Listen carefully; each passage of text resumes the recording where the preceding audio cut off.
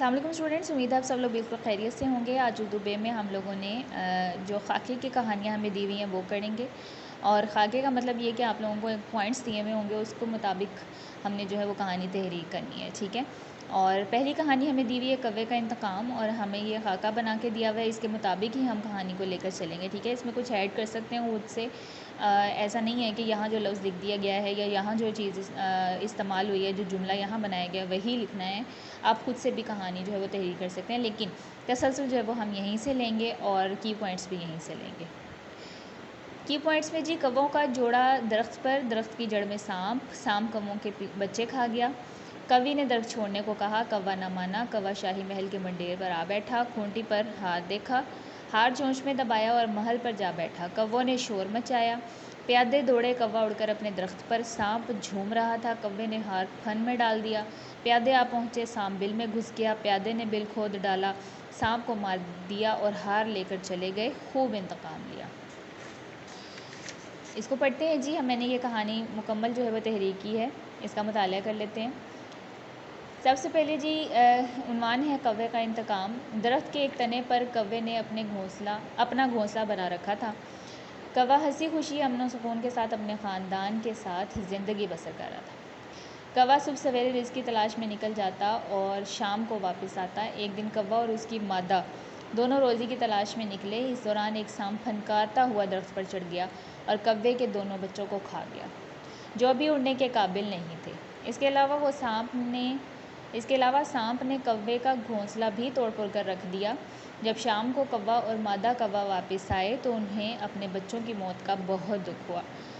मादा कौवा ने कहा कि हम इस दरख्त से कहीं और चलते हैं, लेकिन कौवे ने सांप से इंतकाम की ठानी, यानी उसने सोच लिया कि मैं कौवे से इंतकाम लूँगा, बदला लूँगा। अगले रोज़ कौवा उड़ते उड़ते शाही महल के पास पहुँचा। कौवा महल की मंडेर पर बैठा हुआ था। मंडेर पर यानी उसकी एक ऊंची सी जगह जो बनी हुई है, कि उसकी नज़र खूंटी पर लटकते हुए हार पर पड़ी। कौवे ने वो हार अपनी चोंच में दबोच लिया। कौवे ने शोर मचाकर प्यादों को अपनी तरफ मतवज्जा किया। प्यादे उसके पीछे दौड़े। कौवा उड़ते उड़ते अपने दरख्त पर पहुंच गया। मंसूबे के मुताबिक कौवे ने हार सांप के आगे फेंक दिया। सांप बहुत खुश हुआ और हार पर कब्जा जमाकर बैठ गया। प्यादों ने जब ख़तरनाक सांप को देखा तो लाठियाँ लेकर सांप पर टूट पड़े और उसे मार दिया और हार लेकर चले गए।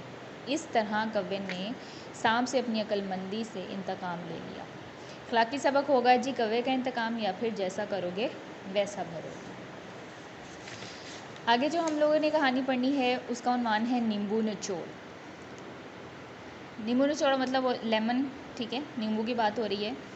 और इसमें हमें जो खाका दिया है वो ये है कि होटल में मेहमान खाने पर नींबू निचोड़ की आमद। मेहमान की प्लेट में नींबू निचोड़ कर खाने का मज़ा नींबू ही से है। आओ तुम भी खाओ, पानी आपकी मेहरबानी। खाने में शरीक, खा पी कर चलता बना, मेहमान को डबल बिल देना पड़ा। नींबू निचोड़, बेशरम, मुफ्तखोर और बेगैरत। अच्छा, लाजमी नहीं है कि हमने बस इन्हीं जुमलों का इस्तेमाल करके कहानी तहरीर करनी है। हम इससे पहले भी कोई जो है वो वाक़या तहरीर कर सकते हैं, मतलब कहानी को ज़्यादा पुरअसर बनाने के लिए, बेहतर बनाने के लिए। मौसम गर्मा में स्कूल की छुट्टियों में अकरम ने अपने मामू के पास लाहौर जाने का प्रोग्राम बना लिया। अकरम को लाहौर घूमने फिरने का बहुत शौक़ था। अकरम अपने मामूजाद भाई के साथ मीनार पाकिस्तान सैर करने के लिए गया। रास्ते में एक खूबसूरत होटल आया। दोनों ने खाना खाने का मंसूबा बनाया। कुछ ही देर में खाना उनके सामने रख दिया गया। होटल की दाल वाकई मज़ेदार थी। बराबर की एक कुर्सी पर एक शख्स बैठा हुआ था जो मुसलसल अकरम और असलम की तरफ देख रहा था। अचानक उस शख्स ने जेब से एक नींबू निकाला और कहा कि दाल का मज़ा तो नींबू के साथ ही है, आप दोनों एक दफ़ा चख कर देखें।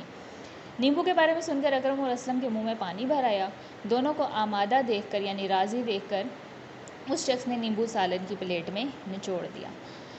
अकरम ने इखलाकन उस शख्स को भी खाने की दावत दी। दावत मिलने की देर थी कि वो शख्स आस्तीन चढ़ाकर खाने में शरीक हो गया। आस्तीन चढ़ाकर यानी पूरी तैयारी के साथ, मुहावरा है ये।